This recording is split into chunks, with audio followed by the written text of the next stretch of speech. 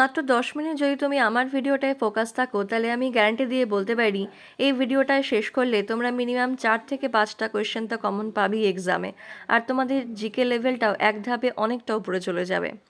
হে learners, আমি সুমি। আজকে GK hub চ্যানেলে তোমাদের জন্য নিয়ে এসেছি মিক্সড জিকে ক্লাস, যেখানে হিস্ট্রি, জিওগ্রাফি থেকে শুরু করে কারেন্ট অ্যাফেয়ার্স এবং স্ট্যাটিক জিকের ভিডিও নিয়ে এসেছি, এবং আরও কিছু বিস্তারিত আলোচনাও আমি করব। তাহলে চলো দেরি না করে শুরু করা যাক আজকের ভিডিওটা। Let's start. ফার্স্ট প্রশ্নটা হচ্ছে, ওয়্যার ওয়াজ শিবাজি মহারাজ ক্যাপিটাল? অপশানস আর পুনে, সাতারা, রায়গড়, কোলহাপুর। এখানে অপশান সি রায়গড় হবে রাইট অ্যান্সার।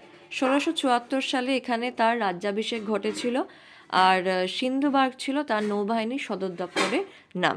তাহলে একটা প্রশ্ন থেকে দেখো কিন্তু আমরা অনেক কিছু কভার করলাম। এইভাবে পড়লে আমাদের জিকে পার্টটা কিন্তু খুব স্ট্রং হবে, কারণ প্রশ্ন কিন্তু খুব ইজি ওয়েতে এখন আসে না যে কোথায় রাজ্যাভিষেক ঘটেছিল, একটু ট্রিকি ওয়েতে আসে যে কত সালে ঘটেছিল, তার অষ্টপ্রধানের নাম কী ছিল, এইভাবে।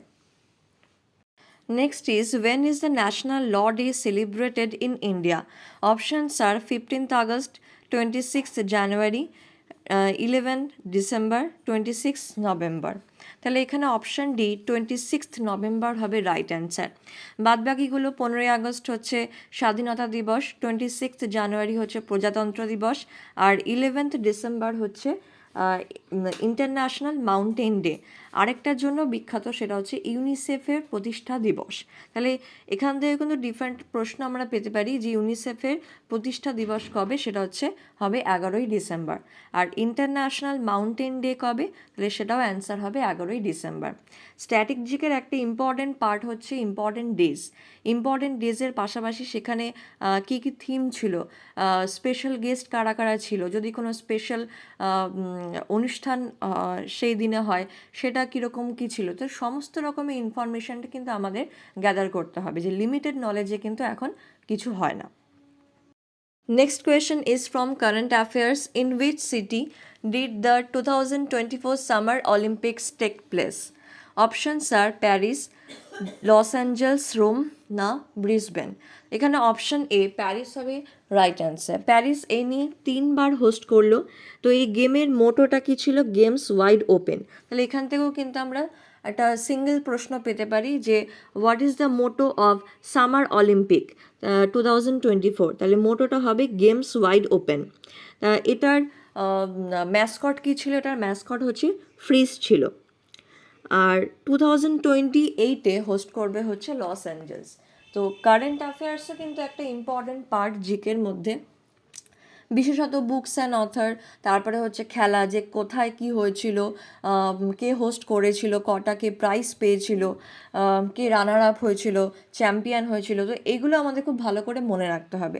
যে শুধু একটা পার্ট মনে রাখলাম যে সামার অলিম্পিক এইভাবে হচ্ছে, হোস্ট করেছিল কে, সেটা কি শুধু জানলেই কিন্তু হবে না, সব রকমের ইনফরমেশান আমাদের কাছে রাখতে হবে, তাহলেই কিন্তু আমরা জিকেতে ফুল মার্কস আনতে পারবো। কোয়েশ্চেন নাম্বার 4 হচ্ছে, what is the chemical symbol for gold?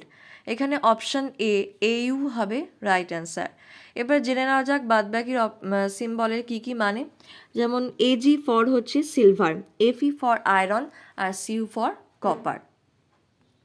Question number 5 হচ্ছে, which revolution is associated with egg or poultry? Options are silver fibre revolution, silver red revolution, and last অপশানটা হচ্ছে pink revolution. এখানে option B silver revolution হবে right answer. And what about others?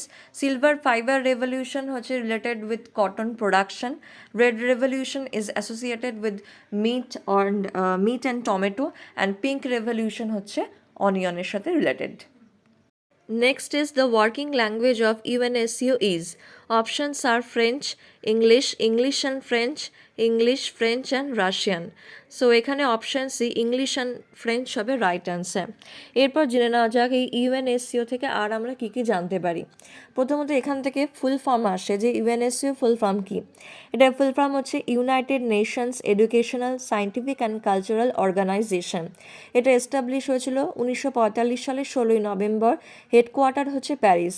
এখান থেকে একটা single প্রশ্ন পেলাম কি, যে ইউএনএসসিওর হেডকোয়ার্টার কি? প্যারিস। ভারতবর্ষে 42টা এরকম ইউএনএসসিও সাইট রয়েছে। এটার অবজেক্টিভ হচ্ছে education, science, culture and world heritage. 18ই এপ্রিল হচ্ছে ওয়ার্ল্ড হেরিটেজ ডে। তাহলে এখান থেকে দেখো আমরা কতগুলো ইনফরমেশন আমরা পেলাম। Next is who wrote Hamlet? Lewis Carroll, William Shakespeare, Tennessee Williams না জেমস ল্যাপাইন? এখানে অপশন বি উইলিয়াম শেক্সপিয়ার হবে রাইট অ্যান্সার। এছাড়াও আরও অন্যান্য ওনার বইগুলো হচ্ছে Macbeth, Romeo Juliet, the comedy of errors, as you like it, etcetera. Moving to the next question, Tomato Festival is celebrated in, options are Spain, France, Germany না Italy? এখানে option A Spain হবে right answer. এটা last Wednesday of August প্রত্যেক বছর এটা celebrated হয়। যদি তোমরা এমসিকিউ সলভ করার পাশাপাশি রিলেভেন্ট ইনফরমেশনও পেতে চাও তাহলে এখনই আমার চ্যানেলটাকে সাবস্ক্রাইব করো, নাহলে আমার নতুন ভিডিও নোটিফিকেশন তোমাদের কাছে পৌঁছবে না। নেক্সট ইজ ইন জঙ্গল বুক what kind of animal on বালু? জঙ্গল বুকে বালু নামে একটা অ্যানিম্যালের মেনশন করা আছে। এই বালু অ্যানিম্যালটা কি?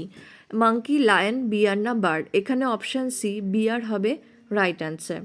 জঙ্গল বুক 1894 সালে রুডিয়ার্ড কিপলিং লিখেছিলেন। এখানে দুটো অ্যানিম্যালের নাম মেনশন করা রয়েছে। একটা হচ্ছে বালু, যেটা বিয়ারকে বোঝানো হয়েছে, শের খান হচ্ছে লায়ন। আর এখানে একটা জঙ্গল দেখানো হয়েছে, যে জঙ্গলটার নাম হচ্ছে শেয়নি, মধ্যপ্রদেশে রয়েছে। আর এখানে মোগলির স্টোরিটা কভার করা হয়েছে। তাহলে দেখো যে একটা জঙ্গল বুক কবে মানে লেখা হয়েছিল এবং কে লিখেছিল এটা শুধু জানলেই হবে না, সব রকম ইনফরমেশান আমাদের জানতে হবে। টোটাল ইনফরমেশান আমাদের কাছে রাখতে হবে যে সেই গল্পটায় কী কী ছিল।